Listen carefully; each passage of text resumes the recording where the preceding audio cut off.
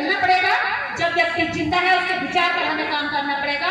यहाँ से हम 1000 मैसेज जिस दिन तैयार कर देंगे, जाकर के काम करने लगेंगे, उस दिन इस देश के अंदर मनुवाद की कब्र खोदने में हमें ज्यादा समय लगेगा।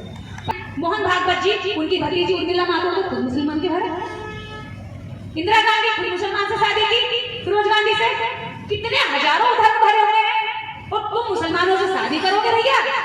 ये तो वही वाली बात हो गई कि तुम्हारा जीजा तुम्हारी बहन को प्रताड़ित करता तो तुम दूसरे से कह लो पड़ोसी के जाइए देख गई पीट गई इसको। अरे क्यों? लड़की तूने दी, हिसाब किताब तू कर, हम तो हिसाब किताब तुझसे करेंगे। तूने हमारे पूर्वजों को सताया, तूने हमारे लोगों को गले में मटका बांधने के लिए मजबूर किया, कमर पे झाड़ू बांधने के लिए मजबूर किया, तो उनसे हमारा कोई मतलब नहीं है। मतलब तुमसे है, तुमने हमारे आत्मसम्मान और स्वाभिमान को कुचला।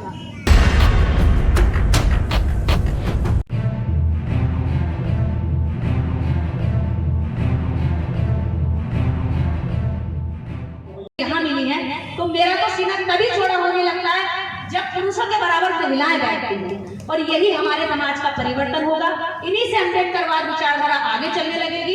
इनकी गोदी में हमारे बच्चे हैं तो भाई इन्हें थोड़ा सा इज्जत देना शुरू कर दो, वरना ये आपके बच्चों को क्या क्या बना देंगे आपको भी होश में पड़ेगा। इस समाज में आज जितने शराबियों की संख्या बढ़ी है, वो शराबी यूं ही पैदा नहीं होते एक दिन में। इस समाज में जो जितने हिंसात्मक लोगों की संख्या बढ़ी है, वो यूं ही पैदा नहीं होते एक दिन में। उन्हें बचपन से ट्रेनिंग मिलती है, क्योंकि माँ कहती है जब लड़की गलती करती है तो 2 थप्पड़ पड़ते हैं, लेकिन जब लड़का गलती करता है तो पीछे कर लेती है, पर दूसरा ढक लेती है, नहीं कुछ नहीं। उसकी गलती का जिम्मा भी अपने सर पे ले लेती है।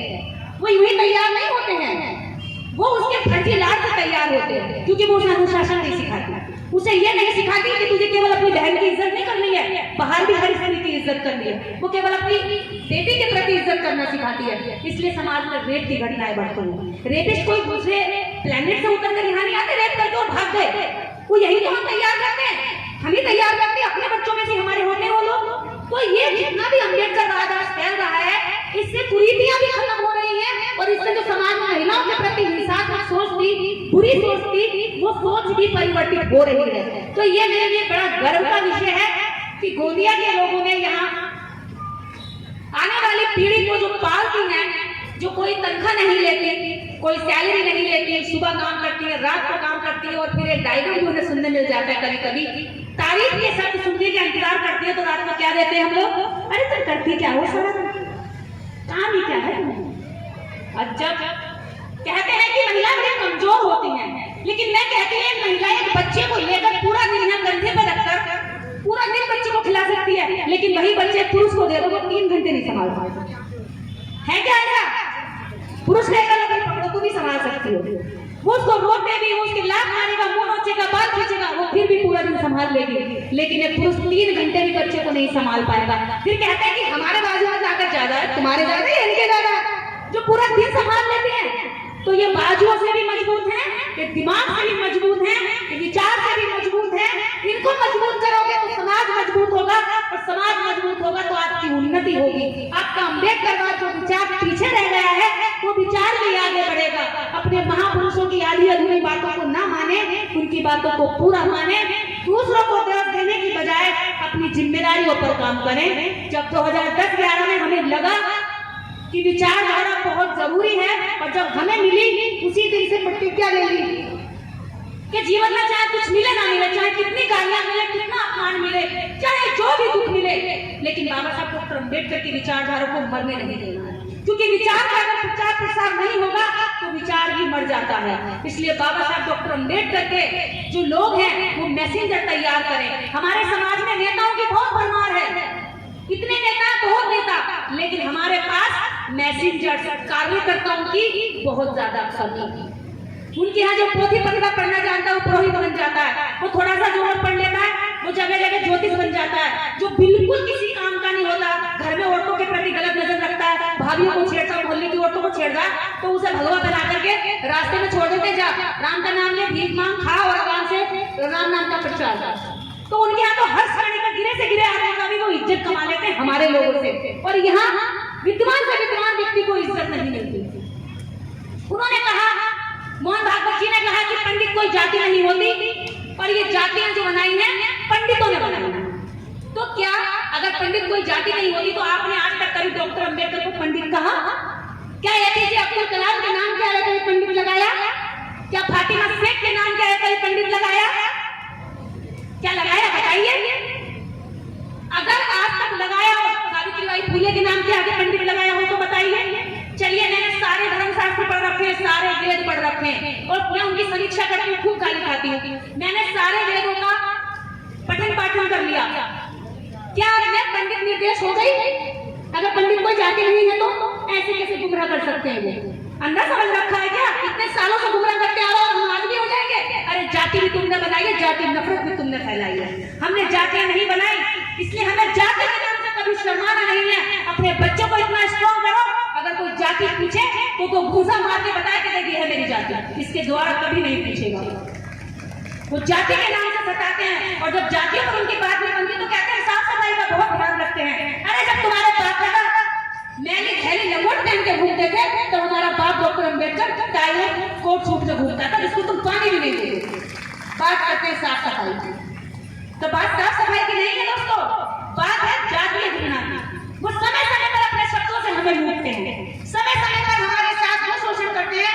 जब एक चीज से आज देख रहे हैं कि वो भगवान का डर लोगों के दिमाग से निकल रहा है, देवी देवताओं का डर लोगों के दिमाग से बिल्कुल धुलाई की तरह होता चला जा रहा है, क्योंकि अम्बेडकरवाद आ रहा तो ब्राह्मणवाद दिमाग से बाहर हो रहा है। जब ब्राह्मणवाद बाहर हो रहा है तो पता है किस चीज से डरेंगे वो आपको?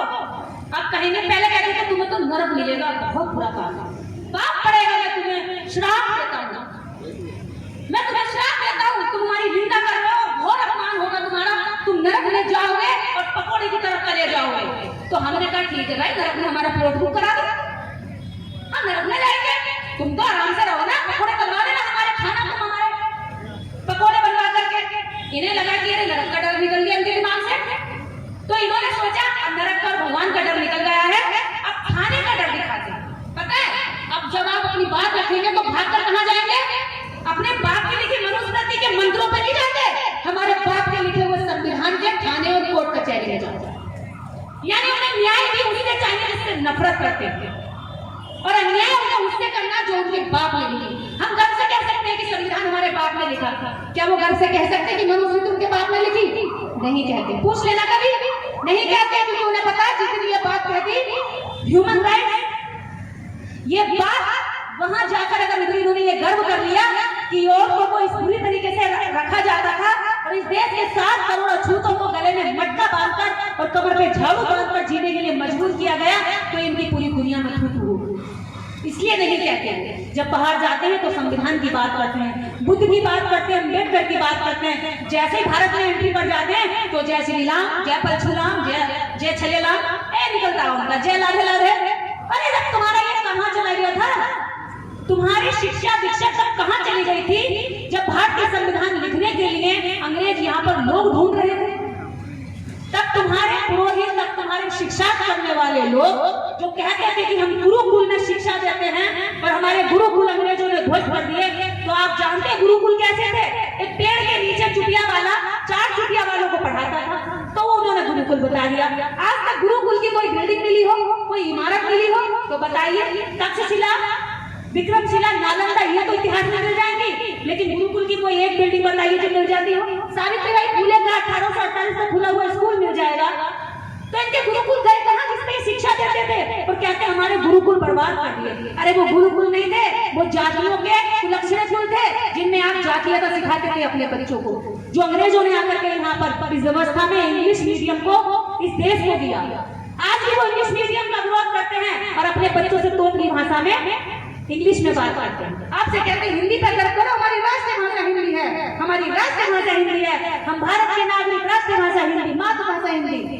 लेकिन अपने बच्चों को इंग्लिश मीडियम में पढ़ाएंगे, विदेश पढ़ने भेजेंगे, और जब जन्म ले लेता है तो हेलो हेलो और तोतली भाषा में इंग्लिश में बात करेंगे। तो वो आपको वो चीज देते हैं जिससे आपकी गति अवरोध हो, और वो हर चीज पहले एक्सेप्ट कर लेते हैं जिससे उनकी तरक्की हो।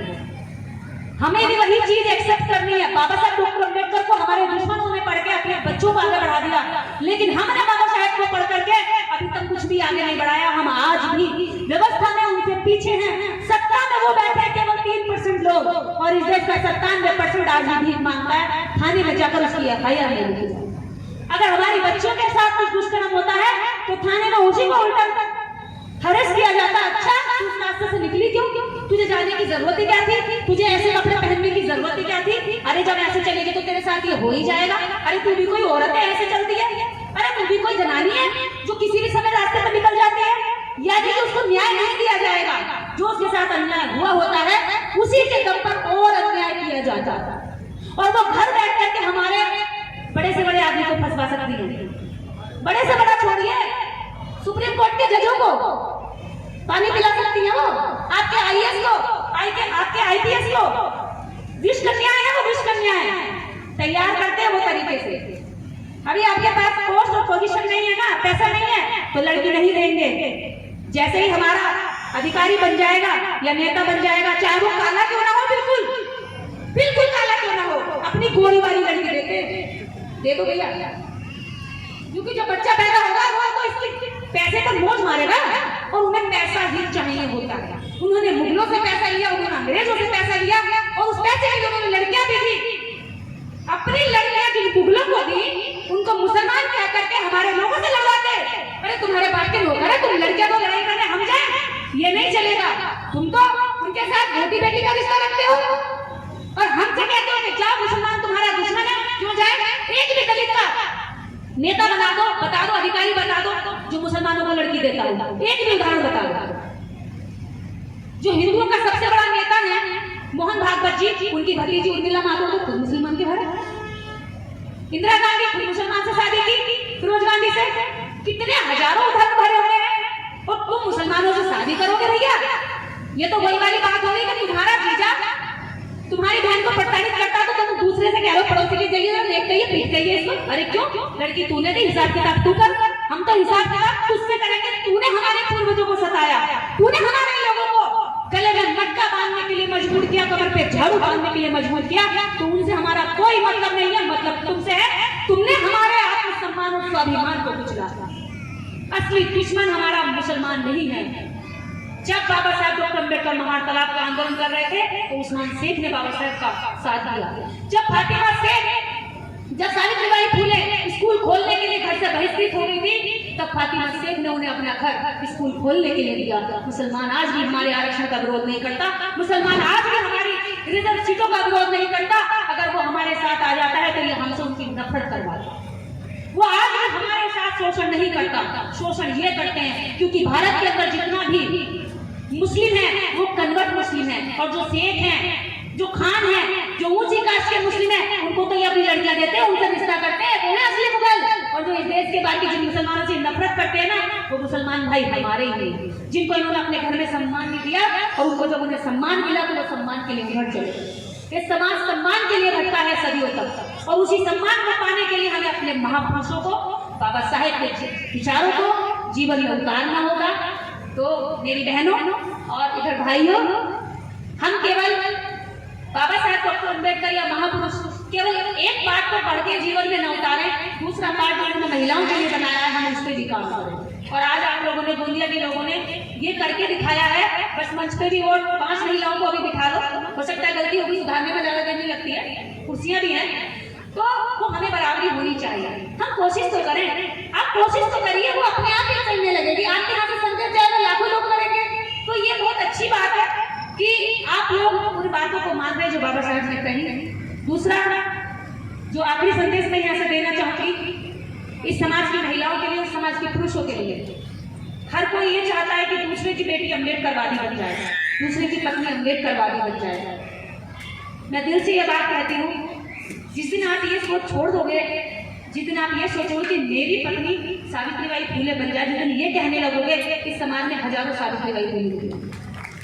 जिस दिन ये कहने लगोगे कि मेरी बहन को ही मैं मायावती बनाऊंगा, जिस दिन ये कहने लगोगे मेरी ही बेटी को मैं क्या कहते हैं नाजुक फूल नहीं फूलन बनाऊंगा, उस दिन समाज में शोषण भी बंद हो जाएगा। तो बेटियों को नाजुक फूल नहीं फूलन बनाओ, इन्हें काली देवी दुर्गा देवी नहीं, इन्हें सावित्रीबाई फुले बनाओ।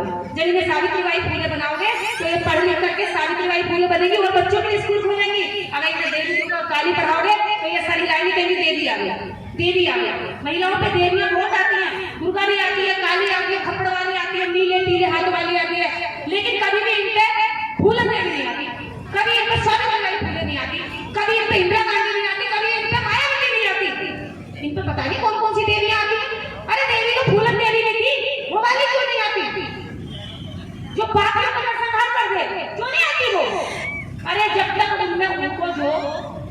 जिसकी पूजा करते वो शेर पे बैठे हुए दिखाई गई है ना, शेर की सवारी, और जो उसकी पूजा करके वो चूहे खुले पूछ जाती है चुया। अरे इतनी कमजोर। लेकिन अगर सावित्रीबाई फूले को पढ़ोगी तो चुईया से नहीं डरोगी, वो तो नकली बनाई है। अगर सावित्रीबाई फूले और फूलन देवी को पढ़ लिया तो शेर को भी काबू करने की हिम्मत आ जाएगी। देखो देवी दुर्गा की जरूरत नहीं है। आज पूरी दुनिया में एक अंग्रेजन महिला गले में कैमरा डाल करके पूरा विश्व घूम जाएगी।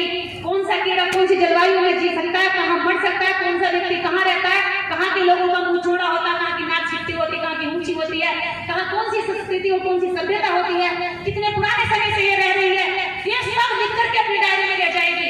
और हमारी महिलाएं केवल इतना रास्ता जानती है मायके से शहर, अपने अपने ससुराल का और ससुराल से मायके का। इसके अलग अलग तीसरे रास्ते में भेज दो तो वो कांप जाएगी, वो डर जाएगी, घबराएगी, कैसे पहुंचूंगी, क्योंकि हमने तीसरा रास्ता उसे कभी दिखाया नहीं। इसलिए इनको दिखाएंगे ताकि आपको कभी कुछ हो जाए, समस्या आ जाए, परेशानी हो जाए, ना हो ऐसा। लेकिन हम कभी नहीं जानते कि भविष्य में क्या होगा। अगर ऐसा हो जाए तो ये आपकी बात को संभालना, इसलिए इनको मजबूत बनाना। इसी के साथ काफी समय हो गया है, अपनी वाणी को विराम दूंगी। बोलो 1927 में एक रिपोर्ट बनी थी, मैं वो पढ़ देती हूँ। 1927 में अब तो एक और बात बता दूं अपने बारे में। लगभग जितनी आपको मेरी उम्र दिख रही है उसकी आधी उम्र में काम कर चुकी हूँ। मैं जब केवल 19 से 20 वर्ष की थी तब निकली थी, तब लोग कहते थे कि अरे ये लड़की क्या बोलेगी, बच्ची है ये, हटाओ इसे। तो मैं साड़ी पहन के जाती थी, जूड़ा लगाती थी, बड़े बाल की, ज्यादा उम्र दिखाने के लिए, कि थोड़ा ये समझे कि थोड़ी उम्रदार है, मतलब उम्र दिखाने की मुझे जरूरत पड़ती थी, क्योंकि समाज की जो साइकोलॉजी है वो अभी इसको उठाने में भी टाइम लगेगा। वो कपड़ों से भी सोचती है, मुझे लगता है आदर्श महिला साड़ी में दिखती हुई अच्छी लगती है, और 5.5 मीटर में चाहे अगर कोई भी दंगा हो जाए तो भाग ना पाएंगी, यहीं पड़ जाएंगी साड़ी, भागा ही नहीं जाएगी, 5 मीटर को संभालेंगी, अपने शरीर को संभालेंगी, पैरों में अटकती है। तो आदर्श महिला का जो उन्हें दर्शन दिखाया गया है उसमें अभी अटकी हुई है, वहां से भी ऊपर उठना चाहिए। तो मुझे लगभग 10 से 11,000 गाँव का अनुभव है। मैं गाँव ही काम कर रही हूँ, मुझे बड़े बड़े मंच पर मैं अब जाने लगी हूँ, वरना मेरा एक ही थीम था, ना मंच, ना माला, ना फूल, ना स्वागत।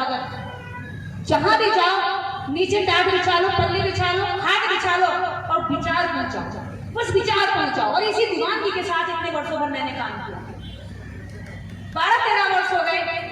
अभी तक मुझे ये लगता है कि मैंने जो ये बुक पढ़ी है, मैं मदर इंडिया मिस कैथरीन मियो, जो एक अंग्रेजन ने लिखी, 2027 में वो रिपोर्ट बनाकर ले गई। मैं इसको इसलिए बोल रही हूँ क्योंकि इसे ऐसा बोलने की कोई और हिम्मत नहीं करेगा। अभी भी जब मैं उस पर एपिसोड बनाई तो लोग अभी भी कह रहे हैं आप ऐसे शब्दों को अपने मुंह से कैसे बोल सकती है, कहां से लाती है ये हिम्मत। उस रिपोर्ट की मैं 5-6 लाइनें बताती हूँ। जब इस देश में 9 वर्ष की बच्चियों का विवाह होता था तो पहले रिपोर्ट में डॉक्टरों ने लिखा अंग्रेज सरकार को कि 5 वर्ष की बच्ची का विवाह हुआ और पहले ही रात, उसका जो पति था वो 55 वर्ष का था, पहले ही रात बच्ची की जान की हड्डी उतर गई। और दूसरा केस, 9 वर्ष की बच्ची जिसको उसके पति लगभग 40 वर्ष का था, शादी की गई और 3 दिन बाद उसके प्राइवेट पार्ट में कीड़े पड़ चुके थे, हम सर्जरी भी नहीं कर पाए। ये मैं डॉक्टर की रिपोर्ट बता रही हूँ, एक शब्द ना मैंने जोड़ा है, घट सकता है इसमें जुड़ा हुआ कुछ नहीं। इस पर एपिसोड बना रही हूँ, हस्ती करके एक चैनल है वहां पे मैं डालती हूँ ये रिपोर्ट। उसके बाद वो कहते हैं कि एक बच्चे का सर फट गया था कुएं में गिरने से, उसकी माँ रोती बिलखती हमारे अस्पताल में लेकर आई उपचार के लिए। जब हम उसका उपचार कर रहे थे तो वो मेरी एक मासूम मूर्ति पड़ी हुई रो रही थी कि मेरी बच्ची को बचा लो। उसके सर से बहुत भूत बह चुका था। इतने ही उसका पति आ जाता है और अपनी पत्नी को कहता है कि तू मुझे छोड़ के चली आई, तू अपने पति का जो दायित्व निभाना था तू वो नहीं निभा रही और तू यहाँ चली आई। तो डॉक्टर ने कहा कि तुम्हें दिख नहीं रहा तुम्हारी बच्ची मरने की कगार पर है और तुम इसको चिढ़े जा रहे हो। उसने कहा कि नहीं, ये इसका कर्तव्य बनता है कि ये मेरी सेवा करे और ये मैं इसे इसी अधिकार से लेने आया हूँ।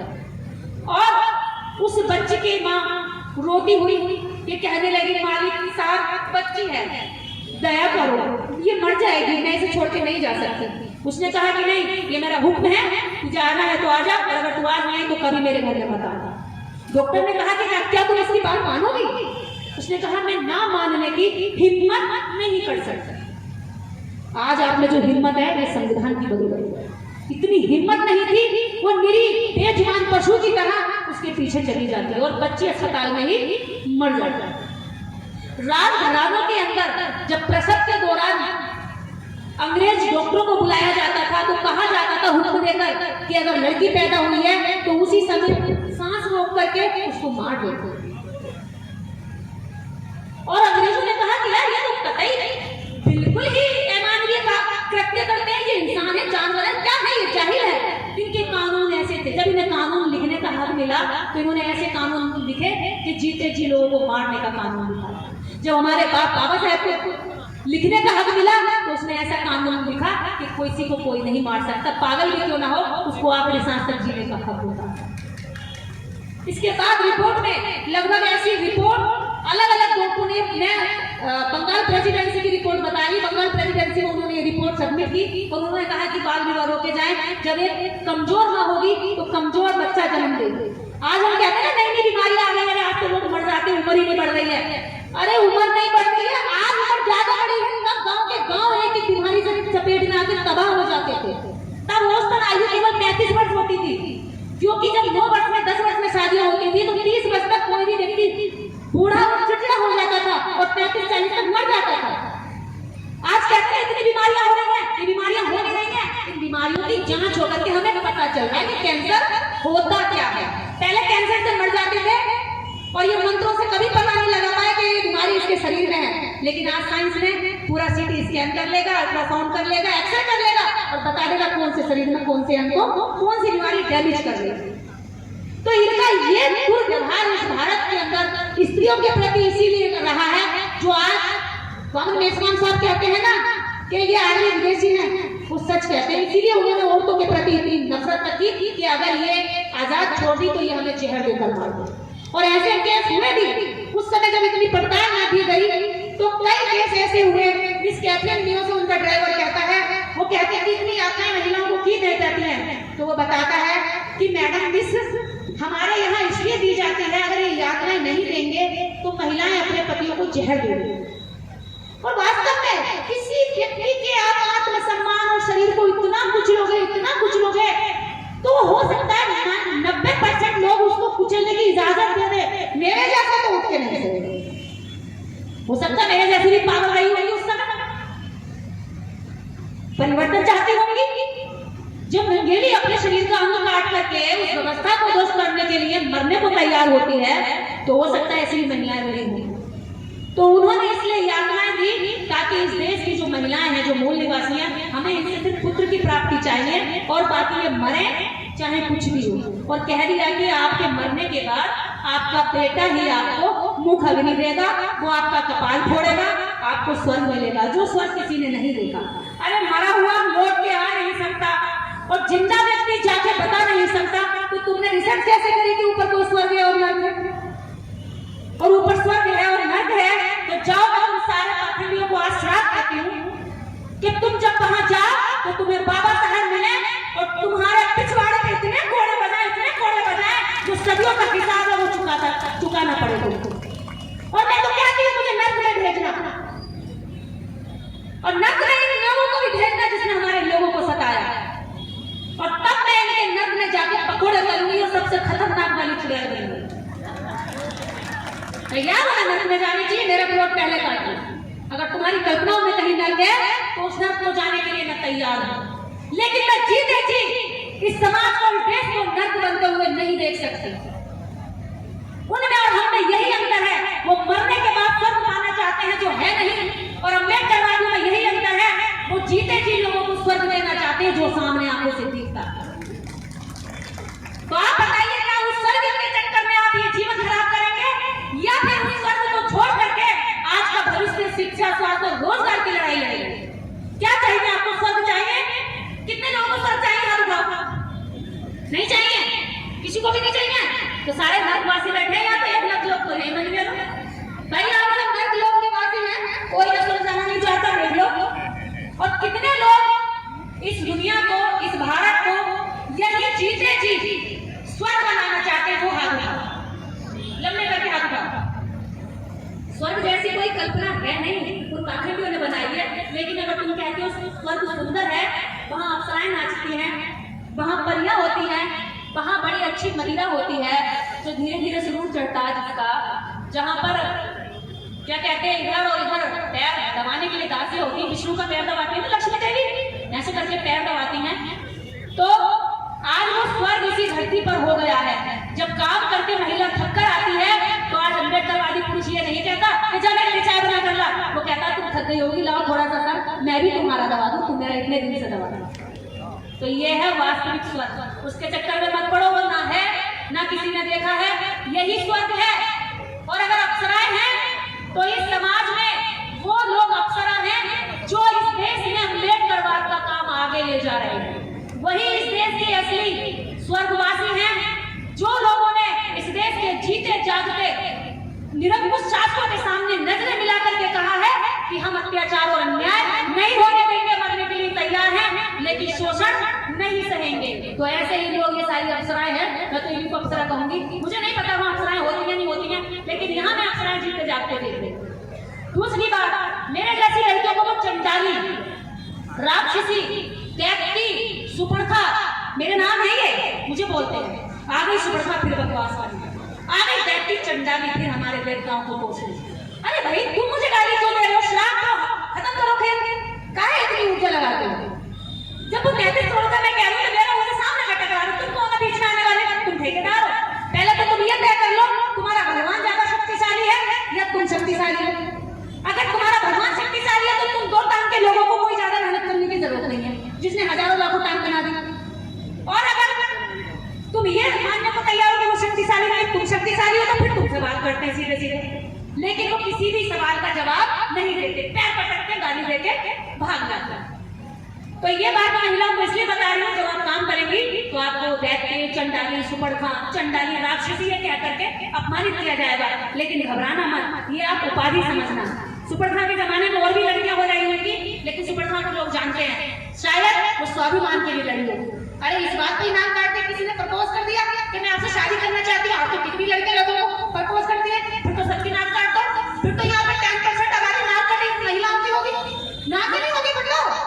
आप बताइए आज कितने प्रेम विवाह हो रहे हैं, कितने प्रेम विवाह हो रहे हैं आज, लड़के लड़कों को प्रपोज कर रही है, तो फिर तो वो नाक काट के लिया, फिर तो यहाँ बैठी, मुझे लगता है कि लगभग 100 महिलाएं तो ऐसी बैठी होगी चाहिए जिनके पास नाक ना हो।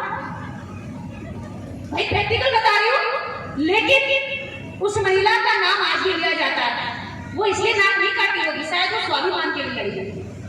होलिका को इसलिए नहीं जलाया होगा, ये कहानी झूठी है कि वो अपने भतीजे को लेकर बैठी थी, जब होलिका जली तो भतीजा कैसे नहीं जला।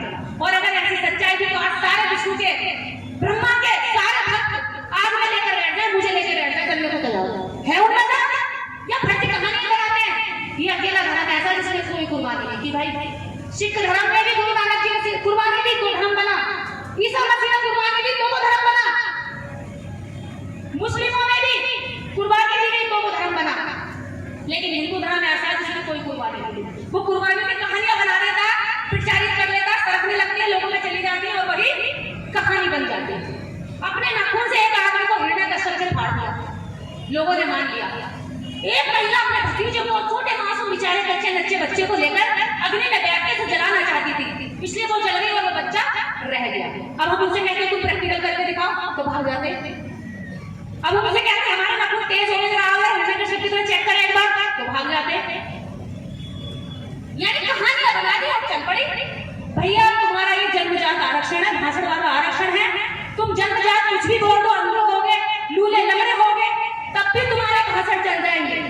हमारा तो विद्वान व्यक्ति के लिए भी हमें संघर्ष करना पड़ता, ये हमारा जाति का दर्द है। तुम अंधे होकर भी कथा कहते हो, मरे मुलायम काशी राम, जोर से बोलो जय श्री राम।